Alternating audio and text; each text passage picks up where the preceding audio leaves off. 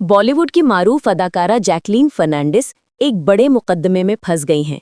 ये केस है 200 करोड़ रुपए के मनी लॉन्ड्रिंग और भत्ताखोरी का, जिसका ताल्लुक मुबैना तौर पर फराडियस सुकेश चंद्रशेखर से जोड़ा जा रहा है। एनफोर्समेंट डायरेक्टरेट यानी ईडी का इल्जाम है कि जैकलीन ने सुकेश चंद्रशेखर के दिए गए कीमती तहाइफ और पैसों से फायदा उठाया। इन तहाइफ में महंगे ब्रांड के बैग्स, घड़ियां, जेवरात, ईरानी बिल्लियां, हत्ता की घोड़ा भी शामिल है, जिनकी मालियत लाखों रुपए बताई जा रही है। ईडी का दावा है कि ये तमाम चीजें गैर कानूनी पैसे से खरीदी गईं और जैकलीन ना सिर्फ इनसे लुत्फअंदोज हुई बल्कि अपने मोबाइल डेटा को भी डिलीट करके शवाहिद मिटाने की कोशिश की। दूसरी तरफ जैकलीन फर्नांडिस ने दिल्ली हाईकोर्ट से रुजू करते हुए कहा है कि वो बेकसूर हैं। उनके मुताबिक सुकेश चंद्रशेखर ने उन्हें एक जाल में फंसाया और उन पर लगाए गए तमाम इल्जामात बेबुनियाद हैं।